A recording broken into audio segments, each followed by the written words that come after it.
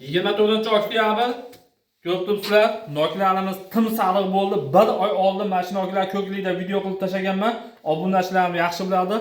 Eron nokka o'xshaydi, o'zimizni sharoitda, O'zbekiston sharoitida bo'lgan dilahduz nok, koson nok ham deyiladi. Mana shuni mevasi sotiladi.